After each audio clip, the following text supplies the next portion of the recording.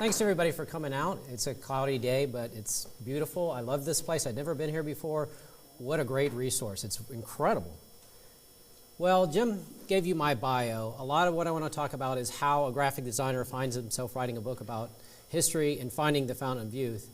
And for me, the journey kind of started in 2002 when I discovered an organization called the Society for Commercial Archaeology. And this group studies roadside resources of mostly the mid-20th century, things like giant dinosaurs, diners, drive-ins, motels, neon signs, things like that. And they have conferences every couple of years in different locations. This is a conference in 2008 from Arkansas. So what that group did is it changed the way I looked at my home state. And I started to look for some of these roadside resources in Florida and did my best to try and document them. This, of course, is Gatorland in between Orlando and Kissimmee, which is our version of a dinosaur. And I couldn't wait to get to some of the roadside attractions from the mid-20th century in Florida. And the first one I went to was the Fountain of Youth in St. Augustine. Has anybody here been to the Fountain of Youth?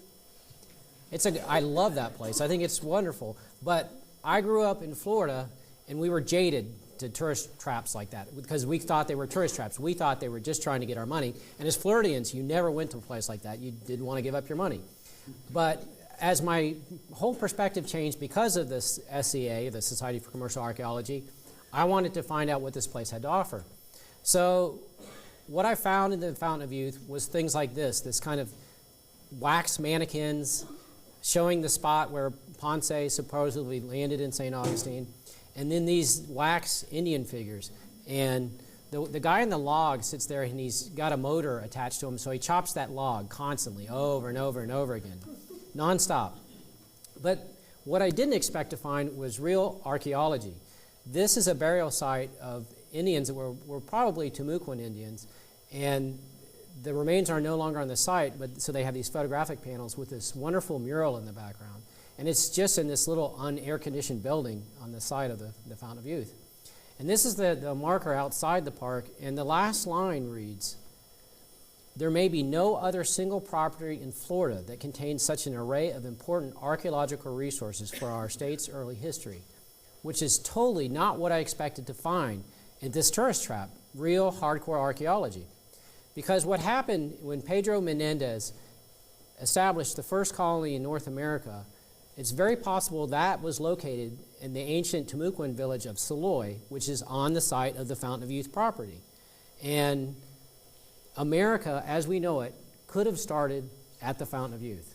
And I was surprised, and that kind of fed my hunger, and I decided I would try and learn more about our state and some of the overlooked resources, historical resources, and I started a blog writing about Florida history, and I made it my mission to go to all these great Florida places. More about that later, but I want to talk more about the Fountain of Youth. The Fountain of Youth was started by a larger-than-life character named Diamond Lil McConnell, or also Luella Day, as her signature is here. And she was a lady who made it rich during the Alaskan gold rush. And she married a doctor, and the doctor brought her to St. Augustine. She supposedly had all sorts of jewels and even a diamond front tooth, and kind of set society in St. Augustine on its ear. And there's two stories that how the Fountain of Youth started. One is that she had heard about a spring on the site, and some workers were removing some debris, and they came across the spring and nearby this stone cross with 15 stones in one direction and 13 in the other, indicating the year 1513. And supposedly nearby she found a small silver salt cellar with a parchment inside that claimed this was the site where Ponce de Leon landed. The other story goes, Diamond Lil was short on cash and she started a tourist attraction. So you can believe what you want. So she started around 1907, and she tragically died in an auto accident in the 1920s when it was sold to the Frasers. And the Fraser family is kind of St. Augustine tourism royalty. They also own the oldest schoolhouse and some of the other attractions in St. Augustine. And this is not Diamond Lil in this picture, but the Frasers are the one who kind of developed it into a full-on tourist attraction with a historic space globe planetarium, whatever that is, in the Indian burial ground. I thought when I went to the Fountain of Youth the first time I had never been there, but looking through old family slides, I guess I had. That's me as a 3-year-old.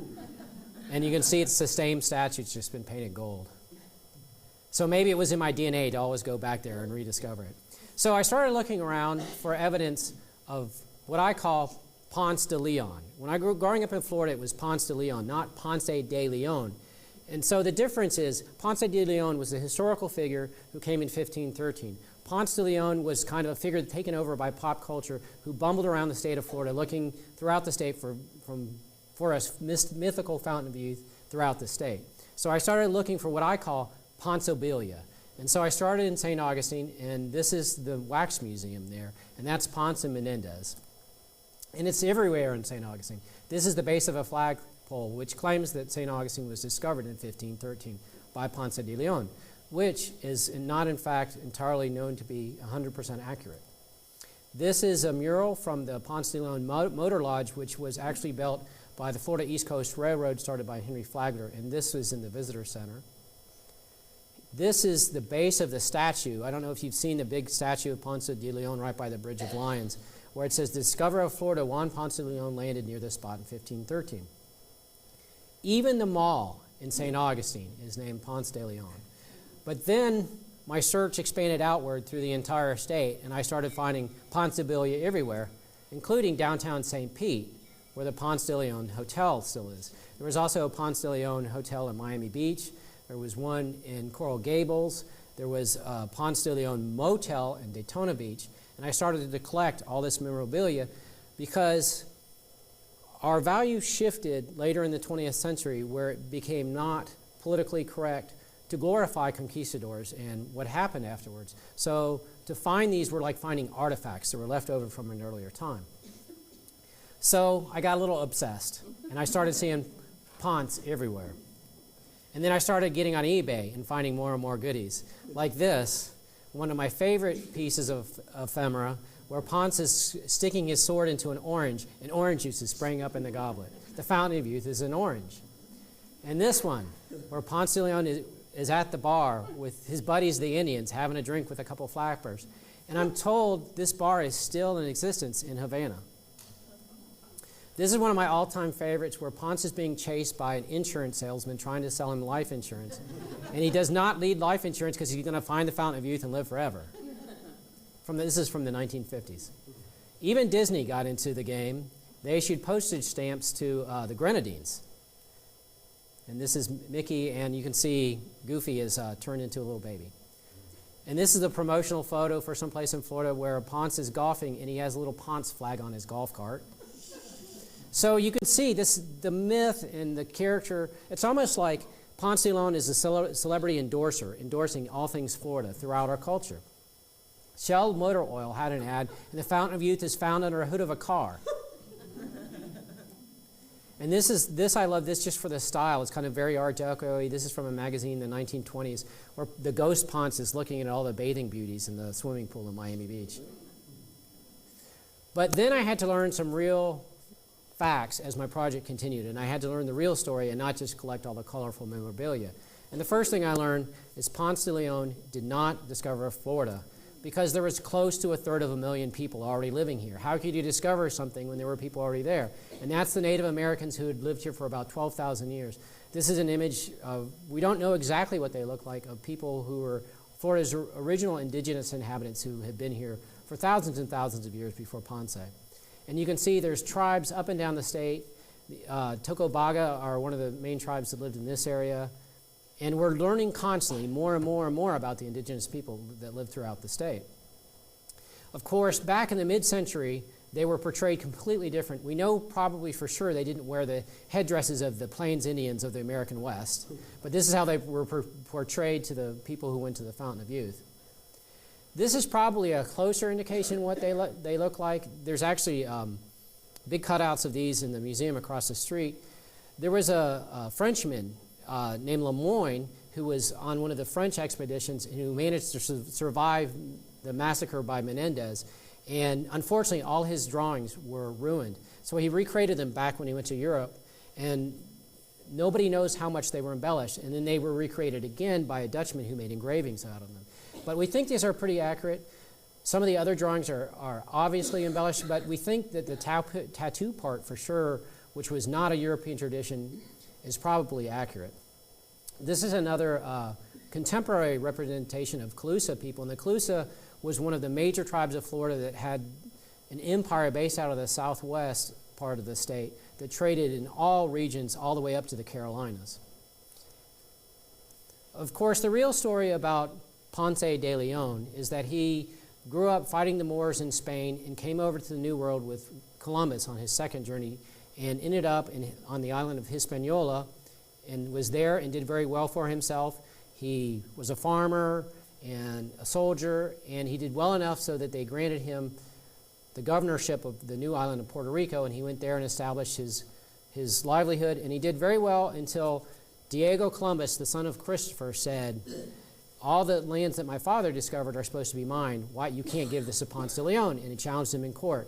And Diego Columbus won. So Ponce was kind of out without a job, and he petitioned the king. And the king granted him a charter to explore the lands to the northwest. So he left Puerto Rico in 1513 in early March, and he sailed northwest through these islands. You can see his journey. And he landed somewhere we know on the east coast of Florida. Exactly where is an object of debate. You saw early that St. Augustine claims he landed there. Melbourne claims he landed there. I think most of the north part of the east coast makes the claim that he landed there. There's no archaeological evidence, and we've never found the actual log of his expedition, so we're not sure. But we know he landed there sometime around Easter, and he named it La Florida after the celebration Pascua La Florida. He sailed south along the state, and at first he originally didn't encounter indigenous people. Eventually he did, and he took one captive to act as an interpreter. And he sailed along and discovered the Keys. His biggest thing that he suggested he discovered was the Gulf Stream, with the water going around the state to the north, which was a much more important discovery to the Spanish because that's how their vessels got back to Europe, was they rode the Gulf Stream. And eventually, on his first journey, he went around the Keys and landed somewhere in southwest Florida. We're not exactly sure, but that's where he encountered the Calusa Indians. And that's where he got in big trouble because he fought with the Calusa Indians and eventually ended up leaving. But what he noticed is the Calusa Indians had gold. So here's a modern-day representation by the painter Jackson Walker of Ponce coming ashore in early April 1513. And this is a sign in Melbourne where they claim to be the site of Ponce's original landing. There was an retired Air Force captain who was also a navigator who recreated Ponce's journey based on the original accounts. And he landed near Melbourne, taking into account navigational errors that the Spanish were known to make. And so he made the claim that that's where he landed. So now there is a Juan Ponce de Leon landing park in Melbourne. So many other places, Punta Gorda also makes the claim that he landed there. And I saw a map across the street that said that he may have landed near Tampa Bay. So we'll never know. Eventually, 8 years later, after his first journey, he decided to come back. And interesting enough, he goes back to where he fought the Calusa. And it was a huge battle, but he saw the gold. And the reality is, Ponce was never looking for a fountain of youth. He was looking for gold, and he was looking for glory, and he was looking for slaves. And in fact, he may not have been the first Spaniard to come to Florida, because in the Caribbean islands that the Spaniards were inhabiting and farming were running out of slaves, and they needed the Indian labor. So it's very possible that slaving expeditions came to Florida long before Ponce ever did. So when he came back his second time, he had seen the gold on the Calusa, so he comes back to the Calusa, and he wants to set up a settlement there to trade with the Calusa. But he's fatally wounded in the leg. This is an illustration of that, and gets infected, and they take him back to Cuba, and he dies. So I found out when I started digging into the history, there's a lot of controversy about Ponce de Leon. There's many people who think the conquistadors were horrible because, one, they were trying to make slaves out of the native inhabitants, and two, they brought the diseases from Europe that the inhabitants had no resistance to, like smallpox. And this is from a codex that was made in Peru showing the results of smallpox on the native inhabitants. And I went to a celebration they had in early April at Melbourne at Ponce de Leon Landing Park, and there were actually protesters there protesting against Ponce, and the guy on the top, you can see a sign. So it was a very interesting contrast between reenactors celebrating this event in Florida's history and people protesting the results of their conquest. So it's a very interesting topic. The other thing that I learned was that the myth goes way back before Ponce de Leon. It has very little to do with Ponce. It's been associated with him in our popular culture, but it goes well back before that. And it continues to go forward. You know, this is a plaque that was rededicated in 1995 that's in Miami, and it says he arrived looking for the Fountain of Youth. There's no doubt he was looking for the Fountain of Youth. As late as 1995, the myth was being put forward by the state. Here are some of the ways that the myth came down to our culture. The ancient Greeks had a myth of eternal waters that could restore your youth. Alexander the Greek was sought the fountain of youth or restorative waters that could restore his youth. There was a legendary king named Prester John who talked about restorative waters. Then on the other side, there was the whole healing side, where the sacred waters like the Ganges and the Nile and the River Jordan were sacred waters to different religions. And it's also found in different religions. There is a celebration in Hinduism that is supposed to restore your life when you bathe in the sacred waters. And then there's the whole spa treatments from Spa Belgium and the places like Lourdes and the Roman baths where you can go and soak in the waters and be restored. And then there's a Native American tradition as well. So when Ponce got here, there would have been some notion of a Fountain of Youth myth throughout different cultures. It got associated with him through several sources. Escalante Fontaneda was someone who survived a shipwreck and lived with the Spanish, and he told an account of the Indians believing in eternal waters. And it was like one of those games where you play telephone tag and the rumor changes every time somebody talks. And Peter Martyr, he said there was a place that the Indians were looking for to restore their youth. And then it was not connected with Ponce until Oviedo Valdez wrote about that. And the reason he wrote about that was he sided with Diego Columbus in the dispute over Puerto Rico, and he wanted to make Ponce look bad. So he talked about how Ponce furthered his whole time away looking through Florida for a Fountain of Youth. And then it was retold by Herrera, and that seems to be the account that most people have heard about because it was written by, what's the guy who wrote Ichabod Crane and Legend of Sleepy Hollow? Washington Irving. He discovered the Herrera account, and he wrote about it in a book that was supposed to be historical fiction, but everybody believed it was true. So that's how it got into the American mainstream. But even back before it was associated with Ponce, this is a Middle Ages painting showing a Fountain of Youth, and this is kind of the standard thing. People enter from the left, they bathe, and they come out on the right, younger. And see, they're going there, and they're meeting suitors and hooking up. There's also a biblical story about eternal waters and baptism, and this is from John 4:14, and it talks about a fountain of water springing up to eternal life. But somewhere in the 20th century, the connection went from eternal life to eternal health, and you start seeing more and more about healthful solutions. And this is the early 20th century for a product called Florida Water, and it was supposed to make you feel younger and look younger. And this is what you find. If you do a Google search or an eBay search of the Fountain of Youth, you find stuff like this. Exercises, use your brain, take 20 pounds off in 10 years. And this is one of my favorite. This is in Melbourne, the Fountain of Youth, Botox. And that's what the myth has become in our culture. It's kind of a punchline. And this is the Fountain of Flattery, telling Ponce he doesn't look a day over 55. And this is a T-shirt. Fountain of Youth looks and tastes a lot like vodka. And this, the Fountain of Youth, is coffee. But it has a long tradition in Florida. Jim touched on it a little bit. St. Pete has its own Fountain of Youth. In fact, it's still there today near the corner of Al Lang Field. But it started when a guy named E.H. Tomlinson built a well out into the bay, a pier out into the bay, and dug a well at the end of it, and he found the water had a high degree of mineral qualities. And he sold it to a guy named Conrad, and Conrad built a spa, and they turned it into a whole attraction. It was there until about the 20s, and the city bought it. A hurricane came and wiped it out, so the city built a new well, but this time on land. and that's what's still there today. But for about 70 years, people came and drank the water and took the water because there was a high degree of mineral qualities in it. I think it has a high amount of lithium. And another thing that's really interesting is that original well that was at the end of the pier is still bubbling up in the middle of Tampa Bay. This guy believes that he could help his eyes with it, apparently, and the other guy thinks it'll help his feet. Right? What's there now is just a teeny little water fountain. When I started my blog after my initial trip to the Fountain of Youth, I started going to places like Wakulla Springs.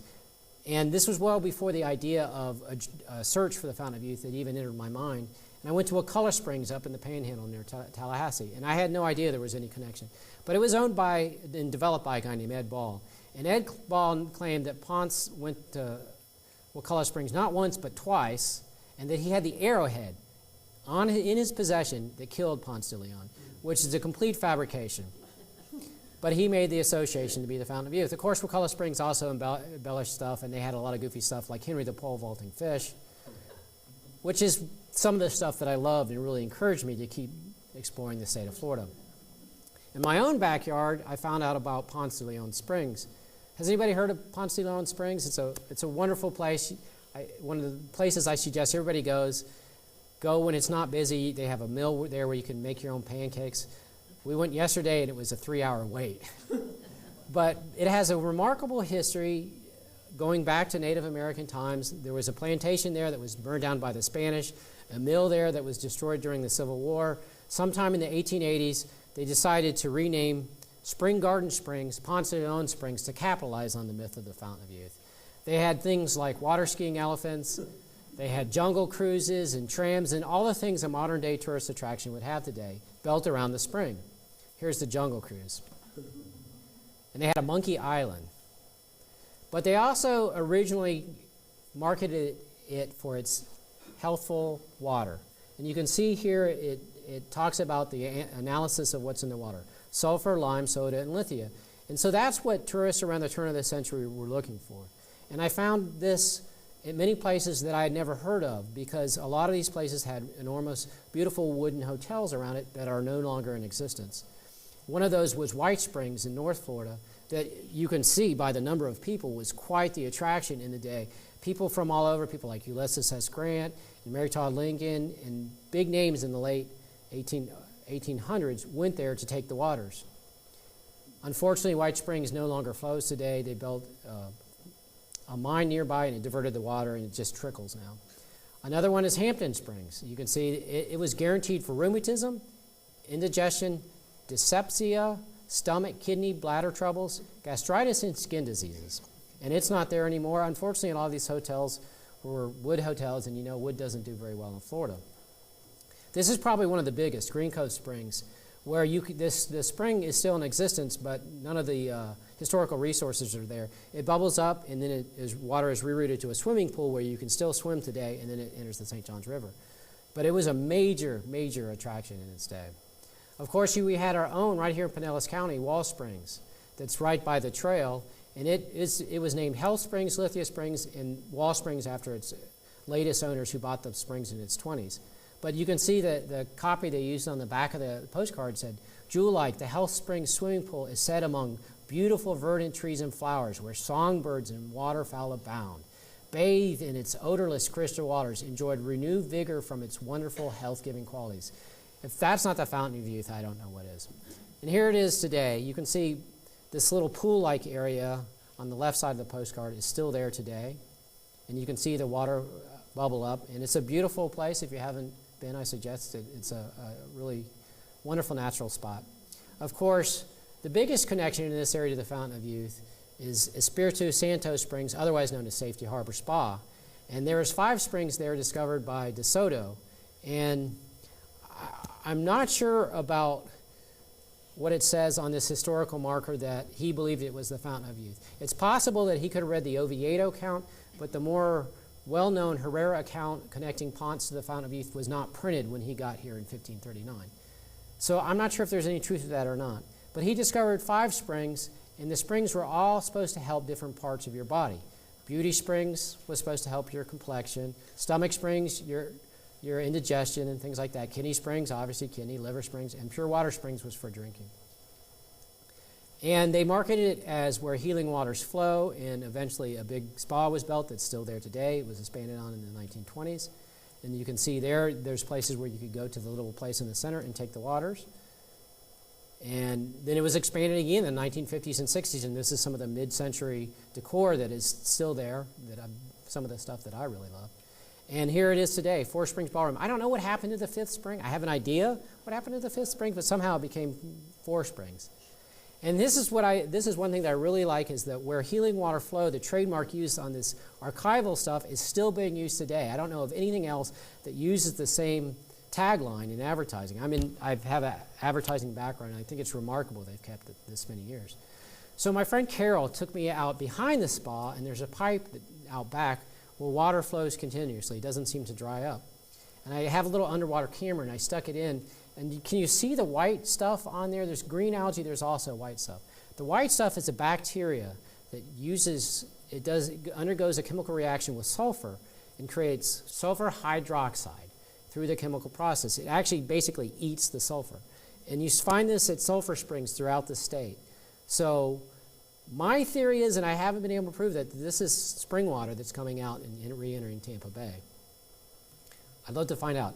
This is some more of this. This is actually a site called Orange Springs, which is near Ocala. And this is the sulfur-eating bacteria, a lot of it. Obviously, there's a large degree of sulfur in this spring. And this is a spot, too, that was a health spa. They actually had stagecoaches that went to this spot.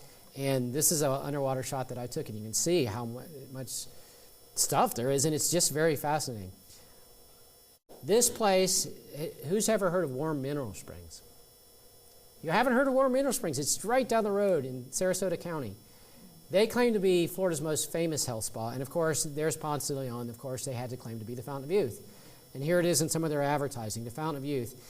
What I find, most of the advertising I found for them is they tie the Fountain of Youth into a spa and to kind of a way to hook you into buying a lot near the property, because you could use that resource every day if you live near the Fountain of Youth.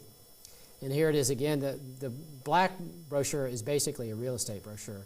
But they claim to be the real Fountain of Youth. And in fact, when you go in, there's a plaque right there on a water fountain that says somebody in the 1940s from the Smithsonian Institution verified that it was the Fountain of Youth. And in fact, you can see there's a scientist, and he's got test tubes. So that must mean it's the Fountain of Youth. And you can see all the different chemicals and minerals in the water. And then they had postcards that said the original Fountain of Youth.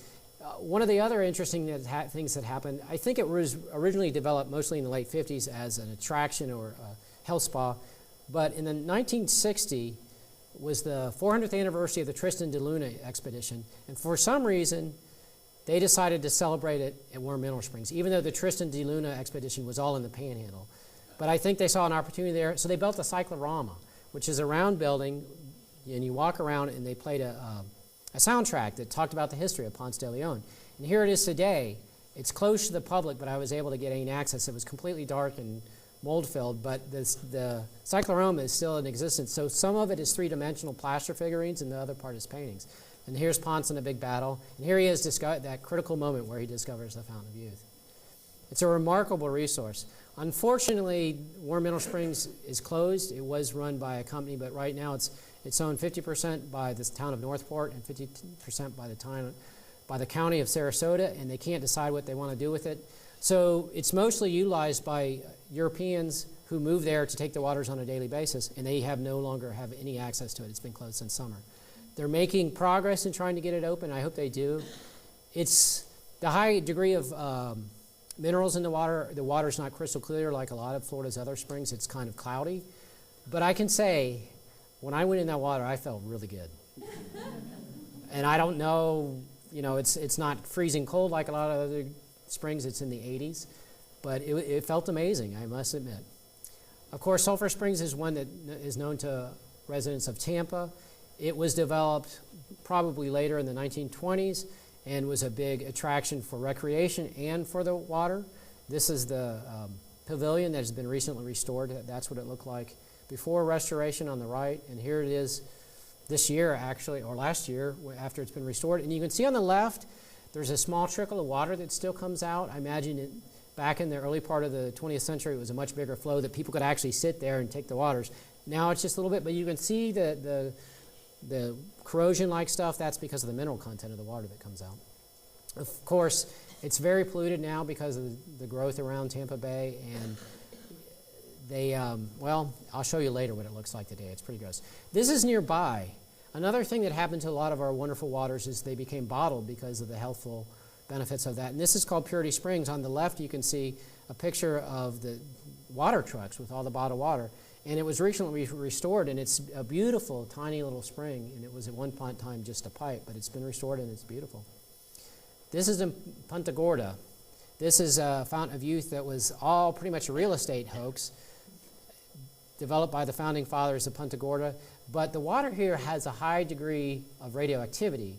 And so that's what the sign is. It says, drink the water at your own risk because there is a high degree of radioactivity. Yet people still drink it. They fill their water jugs and they let it sit out, and supposedly the radioactivity diminishes. It's a naturally occurring radioactivity, but people still believe it, and this is right in downtown Punta Gorda.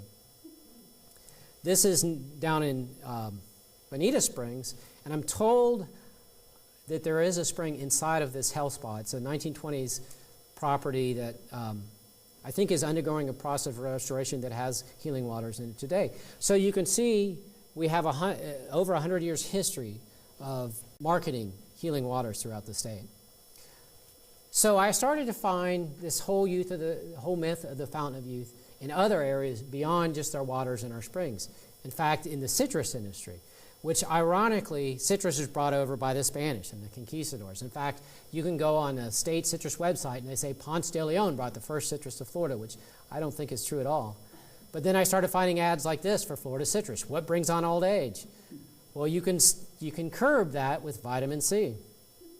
And this, Dr. Kellogg. Who's heard of Kellogg cereal? This is one of the inventors of Kellogg cereal, and he was kind of the Dr. Phil or Deepak Chopra of the day. He was kind of a celebrity about health things, and he had a spa in Miami Springs and came to the attention of the Florida Agriculture Department, and they had him write this brochure about how Florida citrus can extend your life 70. And here's one from Sealed Sweet, a brand that's still in existence today, that said that Florida citrus keeps a smile on the health of a baby's face and brings joy to the strengths of the age.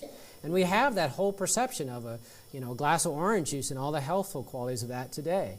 And they really exploited that.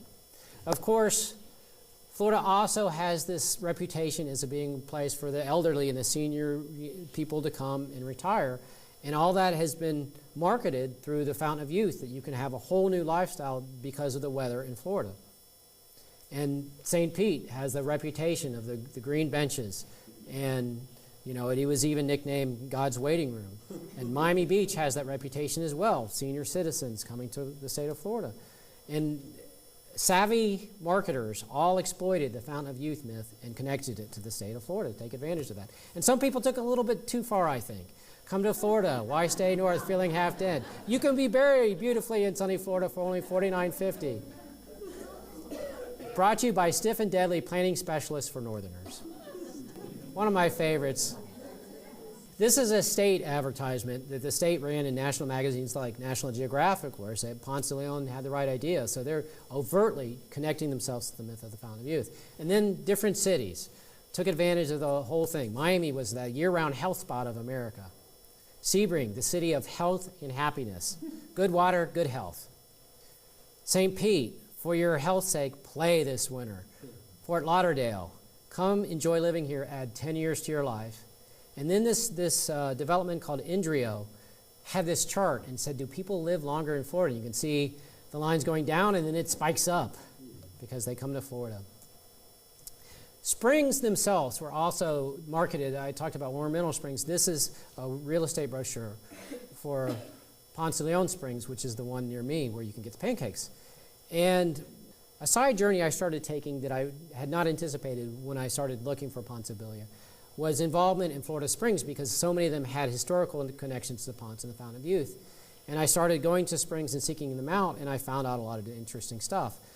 In my mind, this is what springs look like. This was the springs of my childhood. Beautiful blue holes that has this incredible cerulean water that are places of great recreation, and crystal clear water. So I saw pictures like this. I got involved with a group in Gainesville, and I got an underwater camera, and I rushed out to the first spring I could to take underwater pictures. And that's what I got. Not the same thing at all. And so I found myself kind of getting involved with a burgeoning movement to protect our springs because they don't look like this generally anymore. They look more like this. And to me, they're one of Florida's greatest resources. This is Sulphur Springs in Tampa that used to be this incredible health and recreational resource. This is the gunk that floats up in it, and it's because of the growth of Tampa. This is Silver Springs. Everyone's heard of Silver Springs, right? It was Florida's oldest attraction. It was basically our Grand Canyon. Originally, you could look down into the springs and see forever. Well, this is what it looks like today. These are pictures taken of Silver Springs. And these are pictures I took yesterday, actually, at Ponce de Leon Springs, the place where you get the pancakes and the underwater skiing elephants. This is the algae on the top, and this is the algae underneath the water. The algae is a little bit worse this time of year because normally what happens when it's hot and people are swimming in it a lot, they kick it and it flows downstream. But this time of year, you can really see how much is in there because nobody swims in it. And this is a picture I took just yesterday, too, of manatees at Blue Springs. And this motivates me so much. When it's cold, the manatees have to go to the springs to stay warm. And yesterday, there were probably over 100 manatees at Blue Springs, easily. They were everywhere you looked. And this is at the head springs. And I've never seen this before, but these manatees were cavorting around the spring. It was like they were in a Busby Berkeley musical. They were dancing in circles. They were obviously doing some kind of social activity. You can see the one little one is on its back with his flippers in the air. I've never seen that before. It was one of the most beautiful things I've ever seen. And if we don't do a better job of protecting our water and protecting our springs, we are going to lose these manatees. The number of manatees that have died this last year is an all-time high. Between 10 and 20% of the population has died. So a lot of my work is about Florida Springs. I can talk to you more about it afterwards. This is a page out of my book that I'm urging you to go out and explore the state, and which is really my mission. I think a lot of the sites in my book are threatened, and they need to be visited if they're going to stay around. The springs and some of these historical resources really need your attendance in order to survive. And there are still pristine spots that you can go and enjoy the beauty of old Florida in a Florida spring. This is Rock Springs in Orange County, where I live. And of course, there's still wonderful Kitch, Weeki Wachee. A lot of our great springs are state parks today. If you are on Facebook, you can follow me, and I continue to post content that's related to the project in my book. I also have something called Old Florida that is content related to the preservation of Florida's culture and history, because that's very important to me.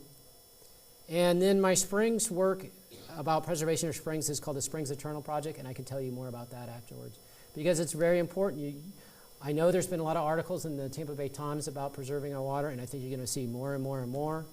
It's very important in this area because they already have desalinization plants, but if we don't take care of our water, it's not going to be a good place to live. So that's all I got. You got any questions? Thank you. I've been working with a nature photographer based out of Gainesville named John Moran, and we created this exhibit that's at the Museum of Natural History in Gainesville called Springs Eternal. And that's one component of the Springs Eternal project that shows the before and after of the springs, because he was a photographer for the Gainesville Sun, and he just loved springs, and he started documenting springs 20 years ago. And unknowingly created this archive of images that document the decline of the springs, because I don't think there's anything more powerful than photographs. You can argue the science, but if you see this is what it looked like 20 years ago and here's what it looks like now, and you put them side by side, there's no way you can argue that they look the same as they did 20 years ago, and the flow is much reduced. Unfortunately, the biggest springs in terms of flow in the world was Silver Springs. And the amount of flow that comes out of there is 50% what it was in the 1960s, because there's so much demand for the water. From 1,000 people move to Florida every day. All right, well, I got books if you would like to buy a book. Thank you for coming again.